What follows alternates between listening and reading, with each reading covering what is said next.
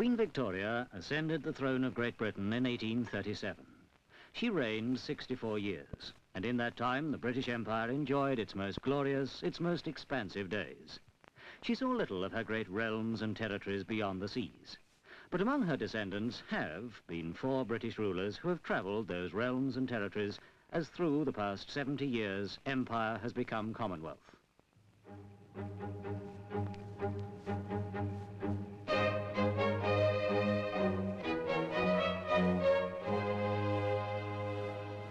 The year 1901.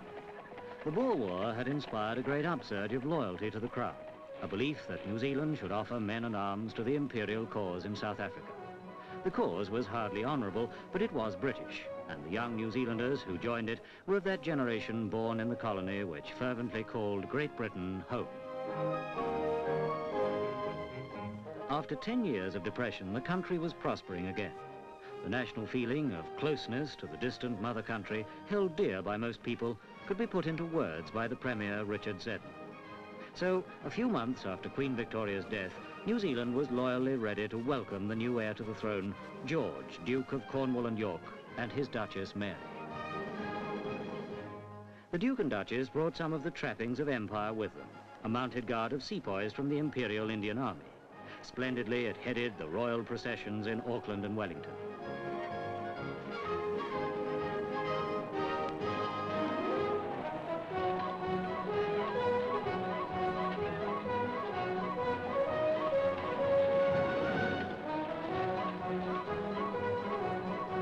Passed beneath archways which carried messages of greeting.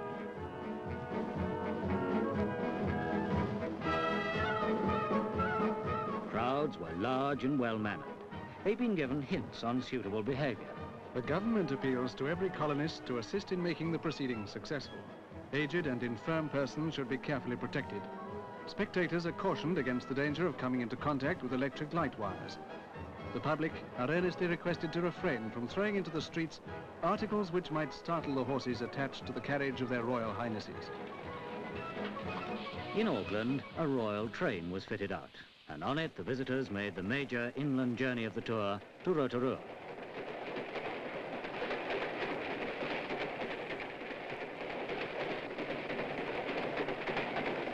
It was a 6.5-hour ride, and it led, as so many tourist journeys have since, to the geysers and mud pools of Wakarewa. The party was a large one, including Richard Seddon and most of the cabinet. The Duke and Duchess, it was said, marvelled at the thermal display. This was pure relaxation, and for the time, remarkably informal. Next day, the programme called for their Royal Highnesses to drive direct to the racecourse, where there will be a native demonstration and welcome according to native custom. The welcome was grand, but it was perhaps not so much the Duke, as heir to the throne who was being feted, as the memory of his grandmother, Queen Victoria. The many gifts were equally in her honour. To the Maoris, she herself had been Great Britain, and the only monarch they had known. And in 1920, 19 years after this gathering, her presence was again invoked when Edward, Prince of Wales, told the Maori people, "It is Queen Victoria's great-grandson who speaks to you today. Under her wise guidance, Maori and Pakeha grew ever closer together in understanding and goodwill. I will ever keep before me the pattern of Victoria, the great queen, whose heart was with the Maori people from the day on which they swore allegiance to her rule."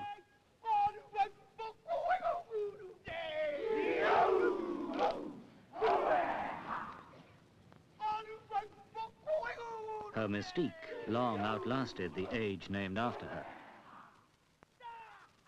The Duke of Cornwall and York was crowned King George V in 1910. Years after that, in the Christmas of 1932, his voice was heard on the wireless from Buckingham Palace by people in this country wearing slippers in their living rooms. Who could have thought such a thing that stiffly formal day in Auckland in 1901?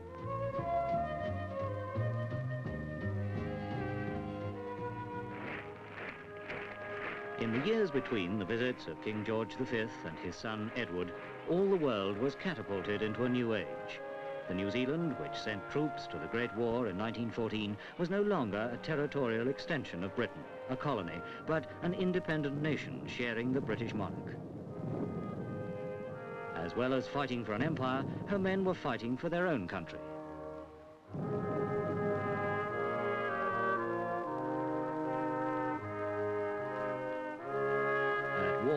England, when the soldiers came home, the empire was still far-flung, but in one way it was shrinking.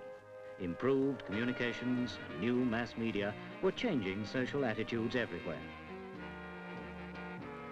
The New Zealand, which welcomed its future king, Prince Edward, was not to be quite as awed by this royal person as it had been by his parents. The 25-year-old Prince of Wales began his tour in Auckland in April 1920. He later wrote that the purpose of the visit was primarily to make himself pleasant, to mingle and to show himself. He was travelling, he said, to remind his father's subjects of the kindly benefits attached to the ties of empire. At times, the prince thought himself back in his own country, perhaps no more so than when he visited Nelson, a quiet and proudly Anglican city which in Edward's honour decorated its main street with pillars not unlike toy sentry boxes, and whose citizens welcomed him politely.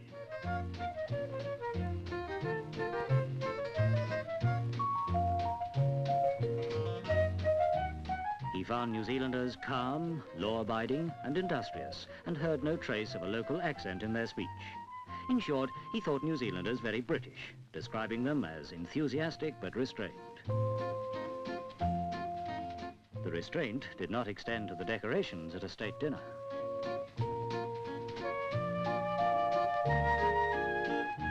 Prince Edward, without effort, it seemed to the public, presented medals and smiled and waved. He was a handsome man, endlessly and tiresomely described as the world's most eligible bachelor.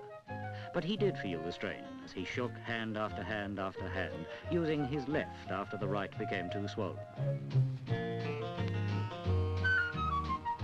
Depending on the day's arrangements, he changed clothes several times, appearing as an admiral, a field marshal, a civilian in the space of several hours, something which it seems royal persons will always be expected to do. He described as inexhaustible the supply of deputations to be met and speeches to be made, and many years later wrote that while in New Zealand, he first realized how taxing the life of a prince could be. Yet he remembered New Zealanders kindly. The feeling was mutual. The prince became King Edward VIII in 1936. He reigned less than a year, abdicating for love in favour of his brother George, Duke of York. When the Duke and his Duchess, Elizabeth, made their journey to New Zealand in 1927, such a possibility could not be foreseen. Though royal family, they were far enough removed from the throne itself to encourage informality. In the 1920s, society lost a good deal of its starch. Young people affected cynicism and were romantics. To them, the Duke and Duchess of York were a perfect couple, whose marriage had been a love match, not an arrangement, and who were friendly and not much interested in ceremony.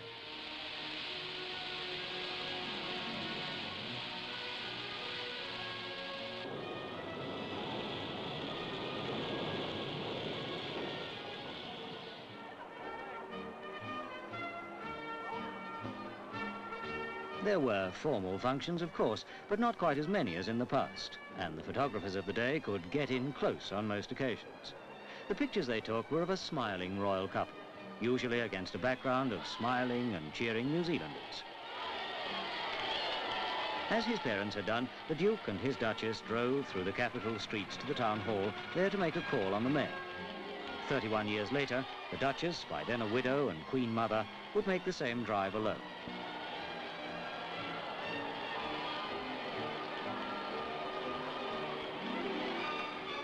Perhaps the 20s was really a decade of innocence. It was certainly one of faith, particularly in the belief that the future was secure and the days of peace would last forever. But it was to be the Duke's task as King George VI to reign over the Commonwealth from 1936 to 1952 and see the world spend 6 of those years at war. Fighting in it would be many of 1927's schoolchildren. The young Duchess could put shy and tongue-tied people at their ease and was admired for it. Looking back, it seems the most important hours this couple spent in all their travels were those in conversation with ordinary people. For no king and queen would need more to have the common touch as they, talking years later to the tired and dispossessed bombed out in World War II. They met first settlers who had come out from Britain as children in the 1840s, who had been alive when the Treaty of Waitangi was signed. The Duke was a modest man, who accepted kingship when it was thrust upon him by his brother's abdication because it was his duty to accept. These gifts were for his baby daughter, the present monarch, who became Queen Elizabeth II on her father's death.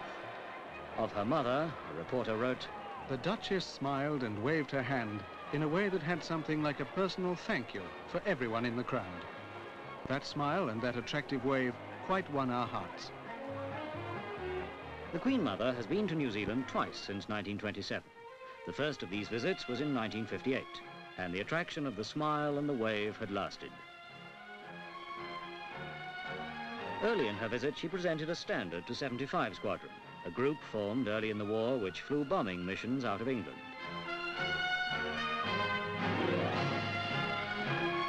The Air Force ceremony was very much in keeping with the Queen Mother's entire journey. For the first time, a member of the royal family was making a full tour by air. In the few days she was in New Zealand, Her Majesty flew 2,000 miles.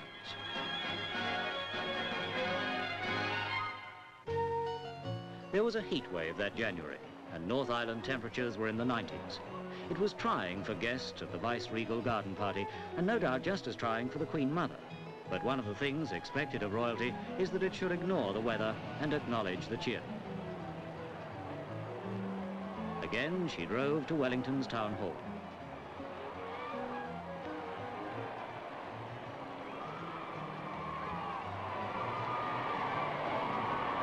She waved, and in the square below, 10,000 people waved back.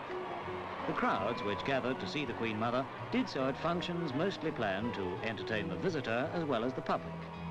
She was not continually called on to receive and reply to speeches of welcome.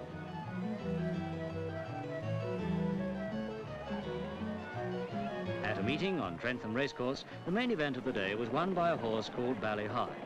The Queen Mother presented a cup to the owner, Sir Ernest Davis. Sir Ernest shattered several protocols by stepping to the microphone and presenting the horse to the Queen Mother. A royal concert was the tour's only full-dress affair, and all the more glamorous for it. The event was reported as glittering and truly regal. This rather grand evening was quite unlike most occasions on the tour.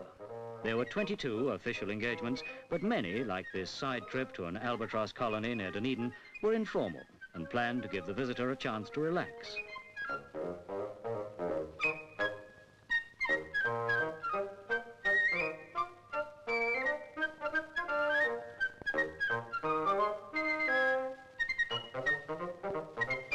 The heat wave had broken, and the people who went to Christchurch Airport to farewell the Queen Mother did so in the rain.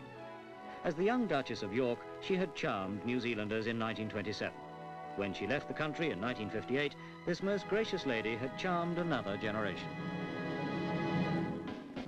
The informal pattern of solo royal tours had been set by the Duke of Edinburgh in 1956. In New Zealand, for only a week after opening the Commonwealth Games in Australia, he saw the things he wanted to see and talked to the people he wanted to meet.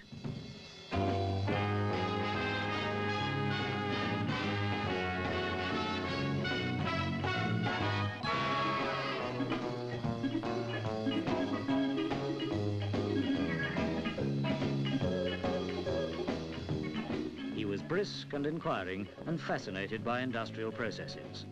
He stretched his crowded schedule, made unexpected detours, stopped to talk about the things that caught his eye.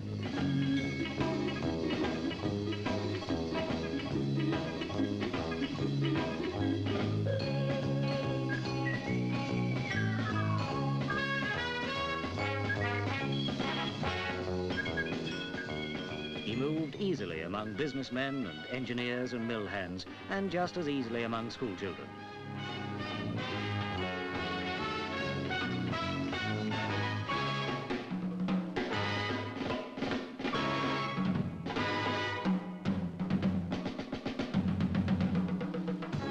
The Navy's support ship, Endeavour, went to the Antarctic that year, with Sir Edmund Hillary leading the team. The Duke went aboard the little ship, saw the tractors which Hillary was to drive to the South Pole, met some of the men who went with him.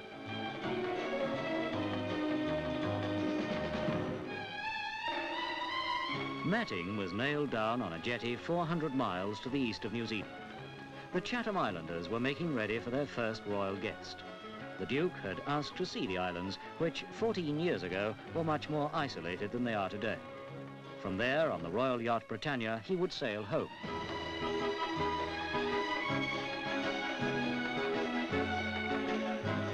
"500 people were on the islands then, and all of them came to the public welcome. Prince Philip was curious about the Chathams. He wanted to know how the farmers made a living from the wind-swept hills, how the fishermen sold their catch, what plans there were for the island's future. The Chatham Islands Jockey Club had organised a race meeting. It was a huge success.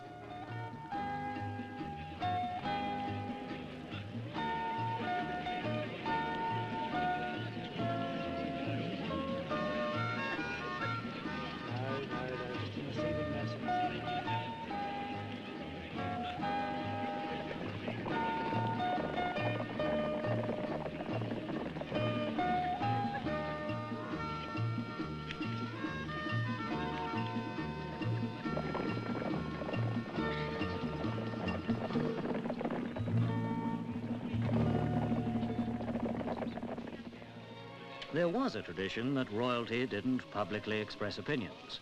That tradition was broken by the Duke. As any man in public life, he has views on the public scene and gives them, speaking only for himself. Because it can be seen that he talks with people, that he's interested, that he's asking and listening, his opinions are valued. Prince Philip's brief tour in 1956 was made 3 years after his first visit with Her Majesty the Queen. This is how the arrival of New Zealand's sovereign was reported on December the 23rd, 1953.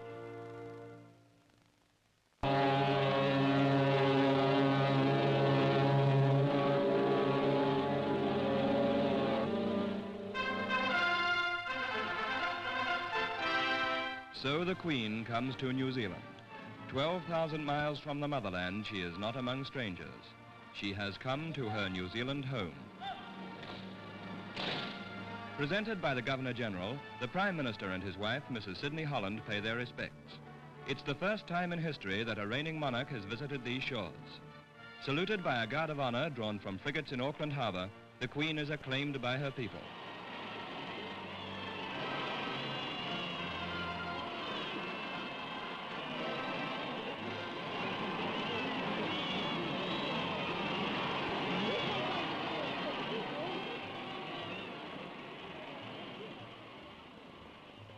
It was a whistle-stop tour.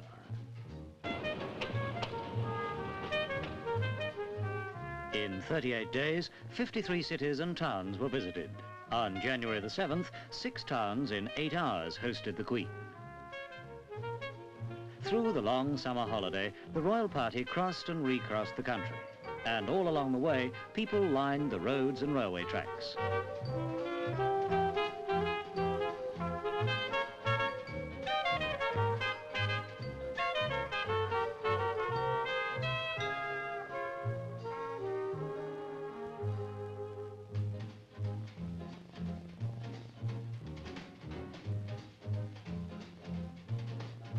In the North Island, at Ngaruahia and Rotorua, the Maori people gathered.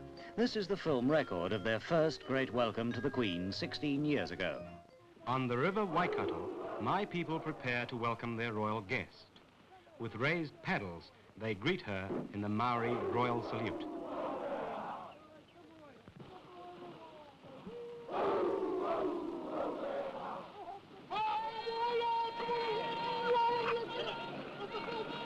Our sentinel warns of her coming, and in Arawa Park, we watch as she reaches the marae, our appointed meeting ground. She cannot cross it until first a ceremonial challenge has been made. This is our custom.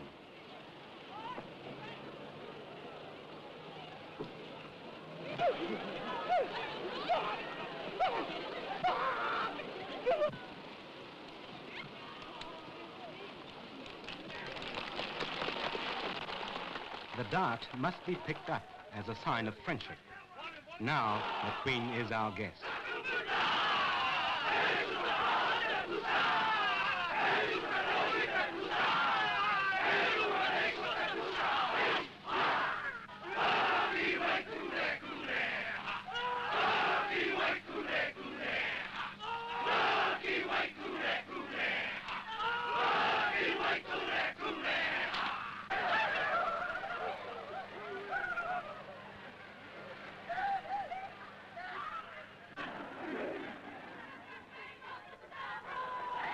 Queen Victoria gave us the flags.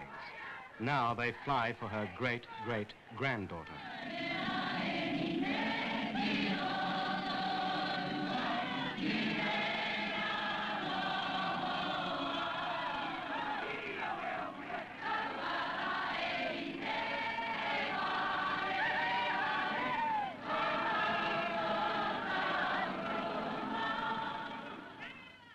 Our bishop, the Bishop of Aotearoa, clothed the Queen in a feather cloak called a korowai. Now she is indeed our chief. She belongs to her Maori people.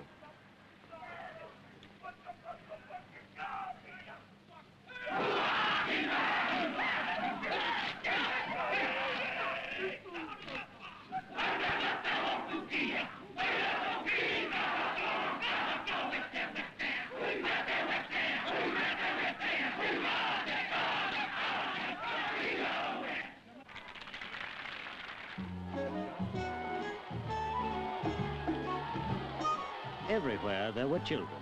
In smaller towns, they stood alongside their parents.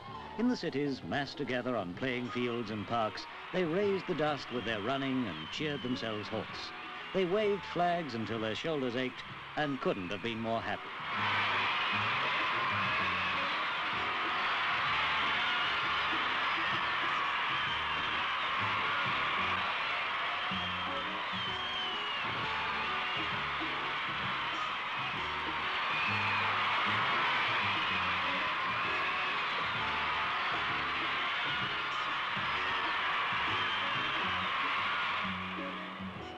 On January the 12th, the Queen drove to Parliament buildings. She was to open a special session of the House and would be the first sovereign to do so.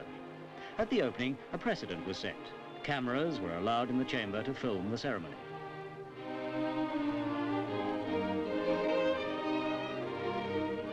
The sovereign of the United Kingdom no longer rules an empire, but she is head of state in several nations which by choice remain monarchies. Officially, she is known to her New Zealand subjects as Elizabeth II, by the grace of God, of the United Kingdom, New Zealand and her other realms and territories, Queen, Head of the Commonwealth, Defender of the Faith. In January 1954, at New Zealand's solemn state functions, the words had a fine and rolling sound. At other times, it was hard to relate the grandeur of the title to the very pleasant young woman who was its bearer.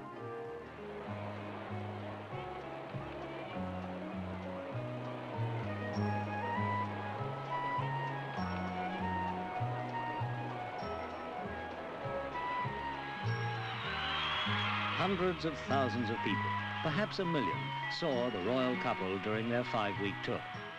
The reserve, which the Prince of Wales found in 1920, had largely gone because the monarchy and the monarch were no longer remote.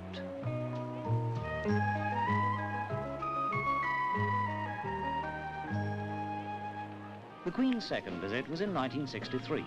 This tour was shorter, its pace more relaxed. Soon, she'll be here again. With her will be the heir apparent, Prince Charles, following George V, Edward VIII and George VI as the 4th future king to travel here.